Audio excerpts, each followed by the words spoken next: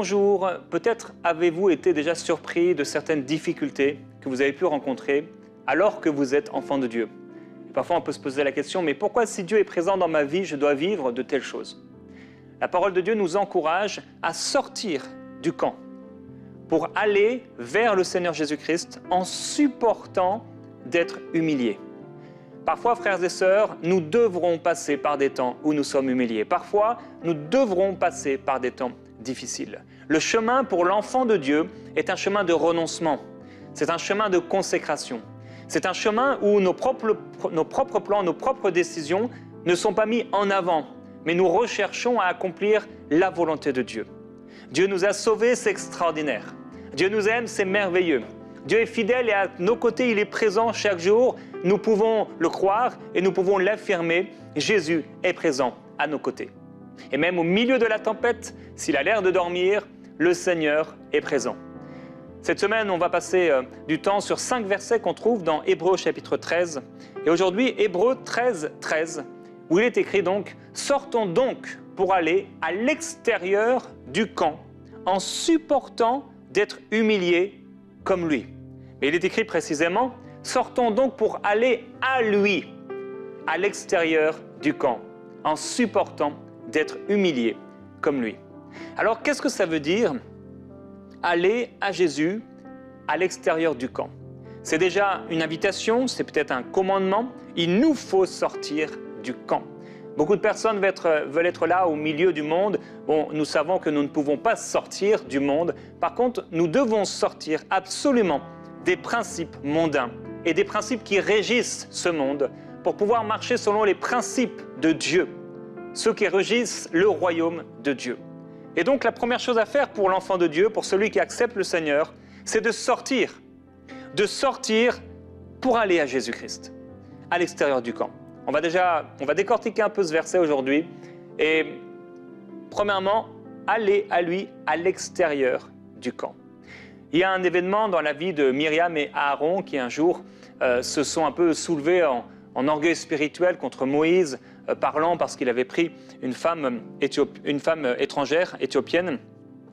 Et quand Myriam et Aaron vont discuter entre eux contre le grand serviteur de Dieu, Moïse, qui portait une onction de Dieu, la colère de l'Éternel va s'enflammer et le Seigneur va partir et avec lui la nuée va se retirer au-dessus de la tente et tout à coup Marie réalise qu'elle est lépreuse. Elle a été frappée comme une plaie, frappée comme une malédiction, la lèpre sur son visage, la lèpre sur son corps. Et Aaron se tourne vers Marie et voici, elle avait la lèpre. Moïse va commencer à prier vers le Seigneur, il va lui dire « Mais Seigneur, est-ce que tu peux la guérir ?» Et Dieu va dire « Si son père lui avait craché au visage, ne serait-elle pas pendant 7 jours un objet de honte?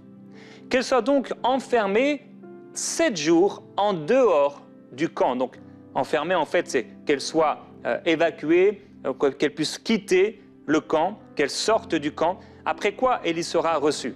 Marie fut enfermée 7 jours en dehors du camp et le peuple ne partit pas jusqu'à ce que Marie ou Myriam y fût rentrée à nouveau. Alors, premièrement, être exclu du camp était une honte lorsque c'était relié au péché. Ici, Myriam va pécher, elle est frappée par le Seigneur et elle doit sortir hors du camp parce qu'elle a péché. Et le Seigneur fait appel ici à un texte de la loi. Si son père lui avait craché au visage, ça aurait été une situation honteuse, il aurait fallu qu'elle puisse sortir du camp. Il y a aussi, concernant les fils d'Aaron, ils vont pécher contre l'Éternel en offrant un feu étranger et leurs corps, une fois morts, vont devoir être amenés hors du camp dans leurs habits. Il y a également la demeure de tous les lépreux. Tous les lépreux étaient et devaient vivre hors du camp. Les blasphémateurs devaient être lapidés hors du camp. Ça, c'est la loi. Être exclu du camp voulait dire, quand c'était relié au péché, une honte, une mise à part. C'était aussi parfois la conséquence de la loi en cas d'impureté rituelle. Ceux qui étaient impurs parce qu'ils avaient touché un mort, par exemple, ou pour une autre raison, devaient quitter absolument le camp, ils devaient se laver et ne revenir qu'après le coucher du soleil. Également, on sortait du camp dans le cas de substitution, dans un sacrifice de substitution. Ça veut dire quelqu'un qui prend la place d'un autre. Ici, les animaux. La viande des animaux qu'on offrait en sacrifice dans le camp, en sacrifice de substitution à cause du péché, était brûlée, mais le reste de l'animal était brûlé hors du camp parce que c'était une chose impure. En fait, on prenait les meilleurs morceaux de la viande, mais tout ce qui était les excréments, la peau, les os, etc., devait être brûlé hors du camp. Le Seigneur dira à ce sujet, tu prendras un jeune taureau sans défaut en sacrifice d'expiation, mais la peau du taureau, la chair, la tête, les jambes, etc., ses entrailles, ses excréments, tout cela, tu l'emporteras hors du camp dans un lieu pur, pur à cause du sacrifice, où on jette les cendres et il le brûlera au feu sur du bois. C'est sur le tas de cendres qu'il sera brûlé. Et celui qui apportait cet animal, donc qui avait été sacrifié, immolé, devait apporter cet animal hors du camp et lui-même devait se laver ses vêtements pour entrer à nouveau dans le camp après le coucher du soleil. Alors, première chose, ici, l'apôtre Paul, ou celui qui a écrit ce texte, nous dit de sortir hors du camp, vers lui, vers Jésus. Sortir du camp, c'est donc aller dans un endroit de honte, dans un endroit de mépris, parfois comme les lépreux, un endroit de solitude et d'isolement. Les versets précédents nous disent que les corps des animaux, dont le sang est porté dans le sanctuaire par le souverain sacrificateur pour le péché, sont brûlés hors du camp. C'est pour cela que Jésus aussi, afin de sanctifier le peuple par son propre sang, a souffert hors de la porte. Et donc, il nous faut aller hors du camp, et ça nous parle d'aller dans un endroit, quelque part, un endroit de honte, un endroit d'isolement, un endroit où on est mis à l'écart, un endroit peut-être où ça n'a pas l'air glorieux, ça n'a pas l'air extraordinaire, c'est pas peut-être là où on voudrait se trouver, mais pourtant le Seigneur nous appelle à aller dans cet endroit-là, particulier, mis à part, pour aller à lui. Sortons donc pour aller à lui à l'extérieur du camp. Qu'est-ce que Jésus nous propose ? Jésus nous propose une vie à part. C'est une vie différente. Dieu nous propose une vie différente. C'est normal de ne pas vivre comme les gens qui ne connaissent pas le Seigneur. Et c'est anormal de vivre comme les gens qui ne connaissent pas Dieu. Dieu nous propose une vie différente. C'est une vie dont les choix sont parfois complètement opposés à ceux du monde. Il est normal, en tant qu'enfant de Dieu, de rencontrer des personnes qui ne comprennent pas la façon dont nous vivons.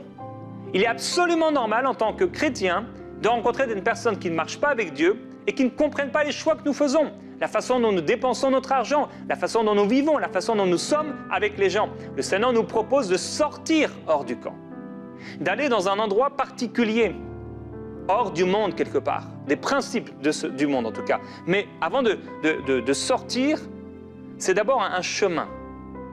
Pour vivre avec le Seigneur, il faut aller à lui.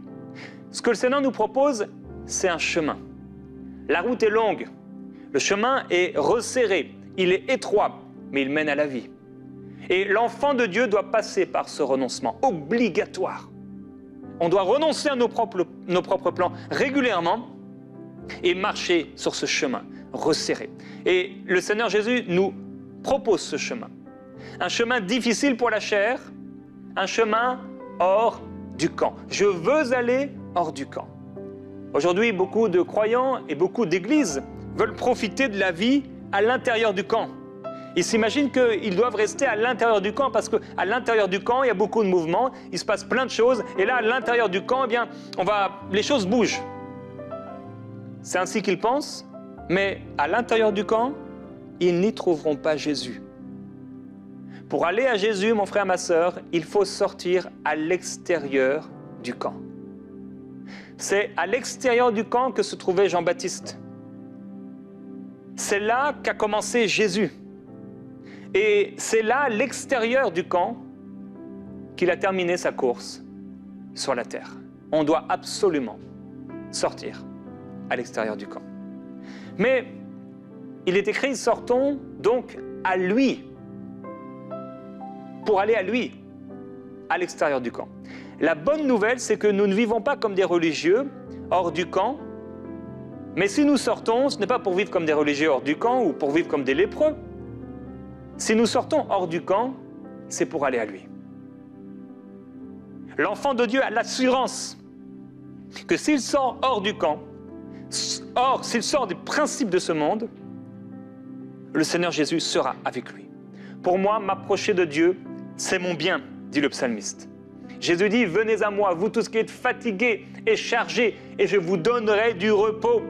C'est un bonheur de vivre avec Jésus. C'est une grâce véritable que Dieu nous fait. Quel bonheur de connaître Jésus-Christ. Beaucoup ont oublié cette joie, la joie du salut. Peut-être mon frère, ma sœur, tu as oublié la joie du salut, la grâce que Dieu t'a faite d'être sauvé.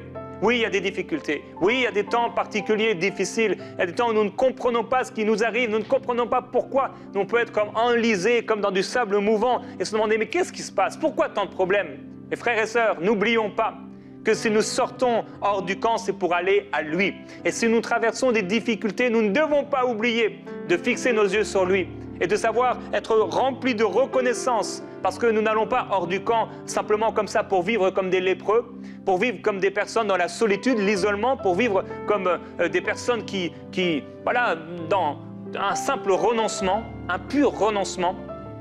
Mais dans ce renoncement, nous allons à Jésus-Christ, le Seigneur des Seigneurs, le Roi des Rois, celui qui nous a sauvés, celui qui nous a libérés, celui qui a donné sa vie pour nous.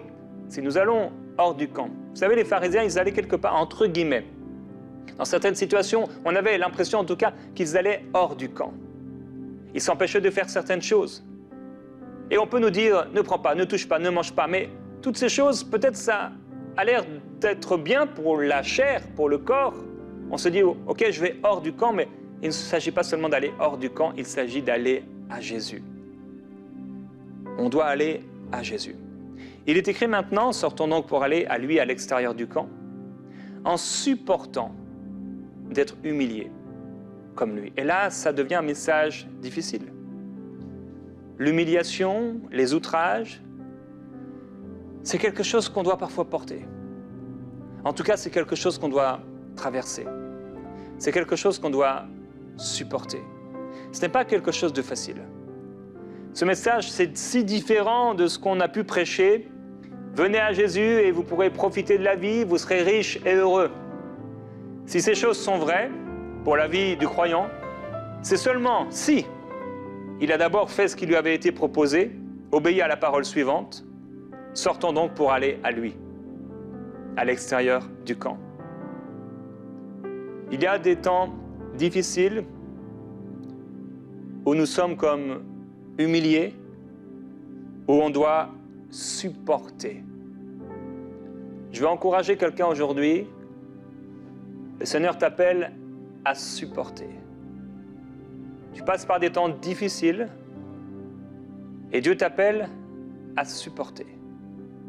Peut-être tu as entendu un message, un évangile édulcoré, ce que certains appellent un évangile bonbon. Peut-être tu n'as pas bien compris ou tu n'as pas bien été préparé. Peut-être tu as aussi refusé d'écouter et d'accepter ce qui est vrai et juste. Il te faut en tout cas aujourd'hui supporter. Ce n'est pas un temps facile, mais c'est un temps par lequel tu dois passer. Tu es sorti hors du camp, oui, c'est bien. Tu es allé à Jésus, c'est vrai. Maintenant, tu dois supporter. Supporter, ça veut dire que ça dure trop longtemps pour nous. Ça dure plus longtemps qu'on l'aurait voulu.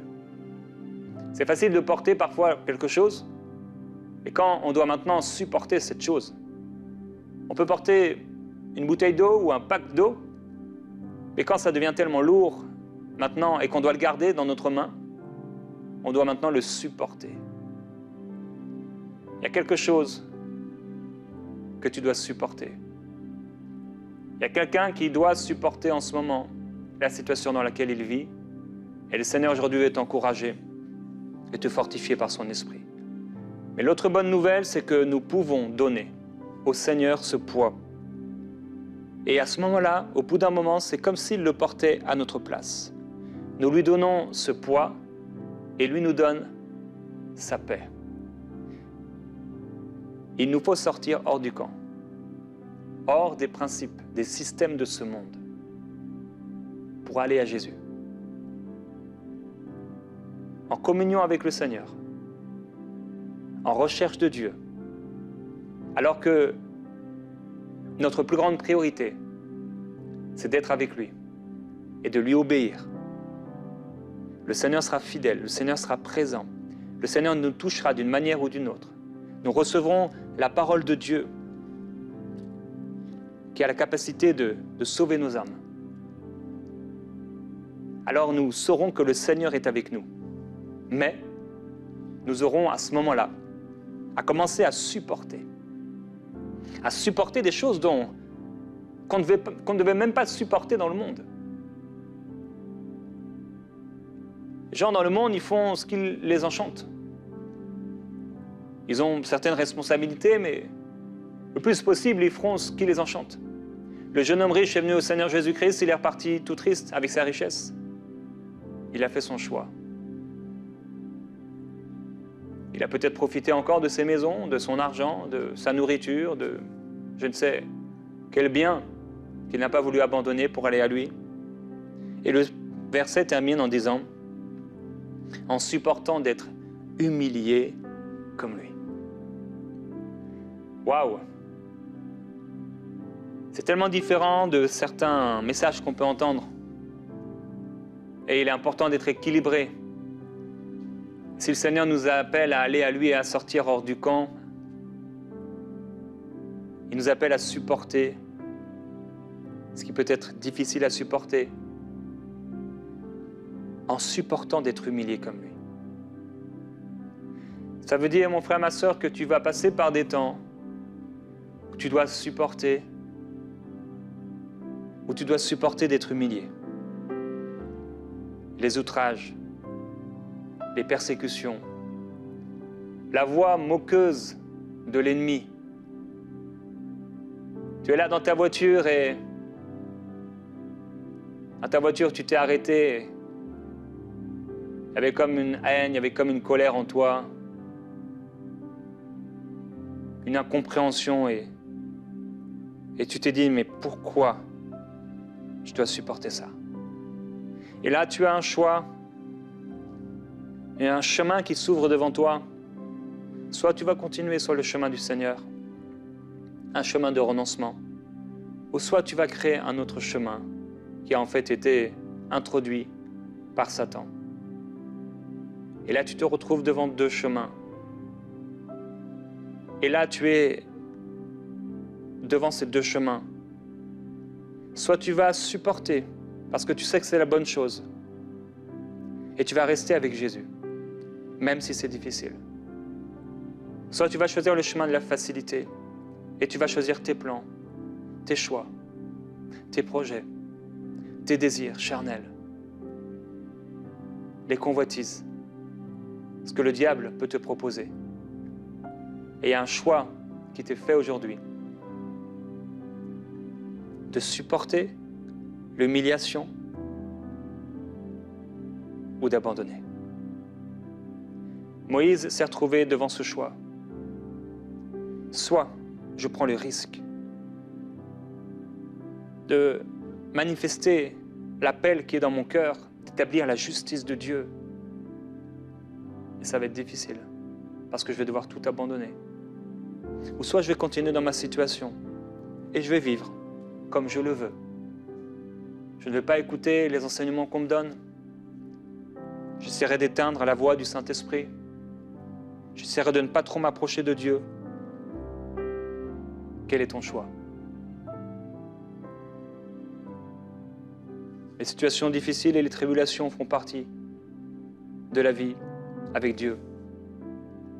Et il est dit de Moïse que, devenu grand, il refusa d'être appelé fils de la fille du Pharaon, parce qu'il aimait mieux, il a apprécié les deux choix, et il a préféré être maltraité avec le peuple de Dieu que d'avoir la jouissance éphémère du péché.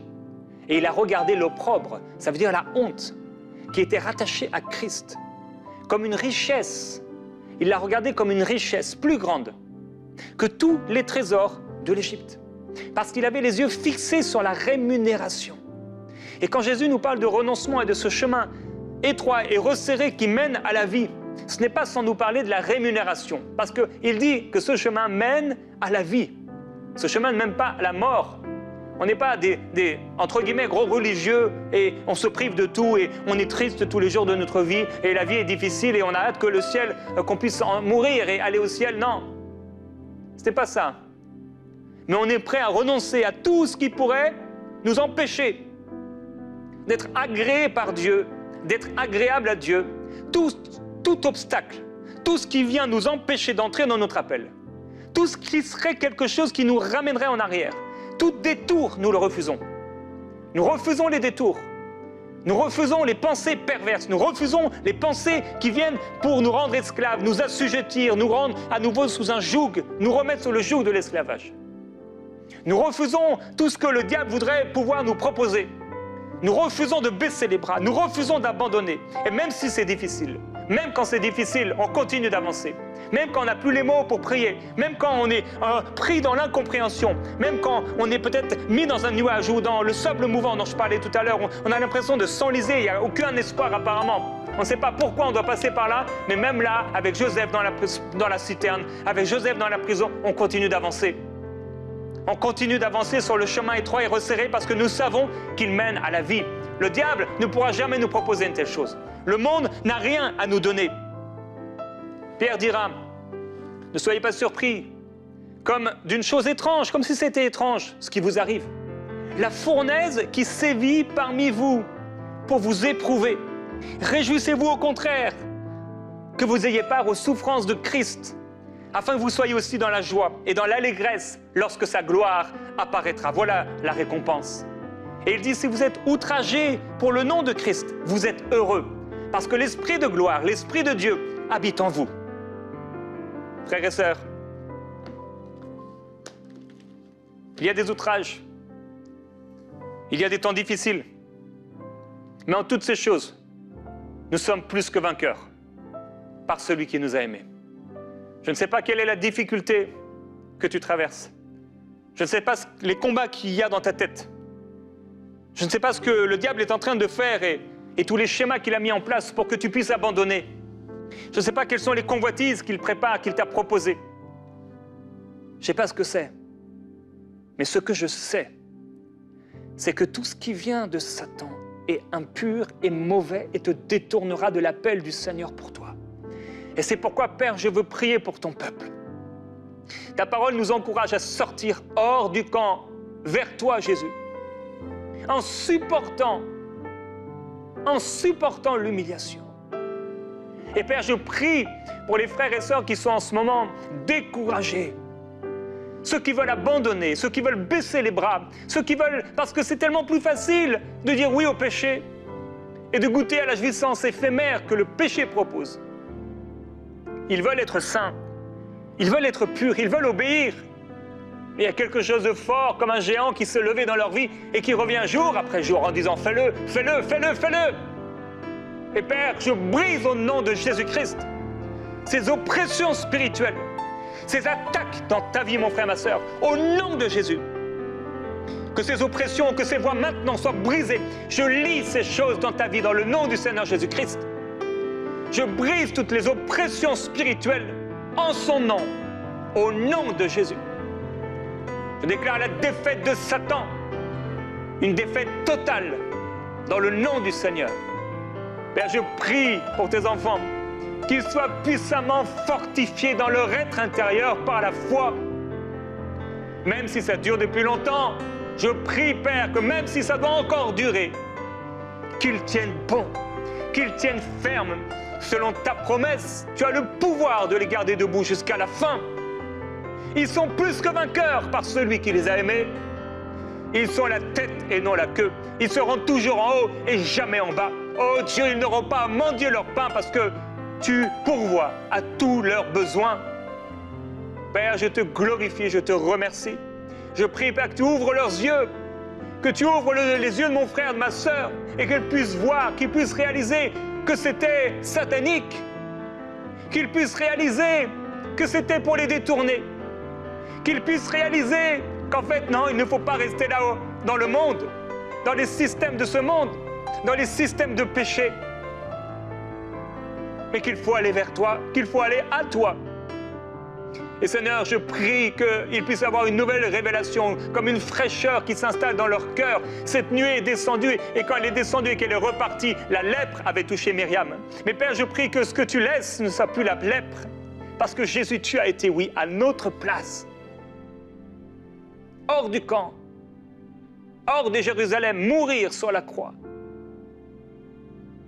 pour qu'on puisse avoir ta paix, et que ce qui descend dans la nuée, ce ne soit plus la lèpre, parce que tu en as été frappé, mais ce soit la gloire de Dieu. Et je prie, Père Céleste, pour mon frère, ma sœur, inonde-le, inonde l'âme d'une gloire nouvelle. Donne-leur un esprit de révélation qui leur fasse te connaître et reconnaître les temps dans lesquels ils sont. Je t'en prie, permets-leur de voir ce qu'a vu Moïse. Tant d'années avant ta venue, Seigneur, il avait les yeux pourtant fixés vers toi. Et tant d'années après que tu sois venu, je prie qu'ils aient les yeux fixés sur toi.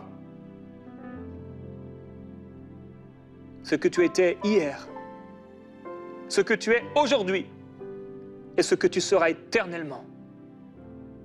Père, je prie pour mon frère qui voulait tomber, parce qu'il s'est dit non, je serai mieux en bas, je serai mieux par terre, je serai mieux dans le péché, je serai mieux dans cette situation, c'est trop dur. Fortifie-le, fortifie ses bras, je t'en prie. Rends ses bras solides, ô Dieu. Donne-lui de pouvoir tenir les armes, l'arme de la foi, l'arme de la parole de Dieu. Père, merci pour le bouclier que tu lui donnes, la ceinture de vérité et de justice, la cuirasse de justice, le zèle de l'évangile à ses pieds, le casque du salut. Oui, ce bouclier de la foi, l'épée de l'esprit qui est ta parole. Père, fortifie-le, fortifie-la. Fortifie cette sœur, oh Dieu, qui était tentée d'aller dans cette mauvaise relation. Fortifie-la, elle qui voulait abandonner. Fortifie tous ceux qui ont délaissé leur église locale, leur réunion. Ta parole déclare que ces choses allaient arriver. Et ils sont nombreux, ceux qui ont délaissé les réunions.